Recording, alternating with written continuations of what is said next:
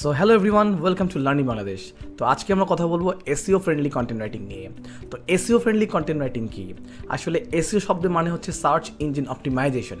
তো আমরা যারা অনলাইনে লেখালেখি করতে চাই, ব্লগ লিখতে চাই বা যে কোনো কিছু লিখতে চাই, এসইও না থাকার কারণে আমরা যে কন্টেন্টগুলো লিখি সেই কন্টেন্টগুলো আলটিমেটলি সার্চ ইঞ্জিনও র্যাঙ্কিং করে না। আমি যদি আপনাদেরকে ছোট্ট একটা এক্সাম্পল দিই, সাপোজ আপনি গ্রিন টি নিয়ে একটা কন্টেন্ট লিখলেন, বাট এসইও না থাকার কারণে যেটা হলো, আপনার এই গ্রিন টি কন্টেন্টটা আলটিমেটলি কী হলো, র্যাঙ্কিং করলো না।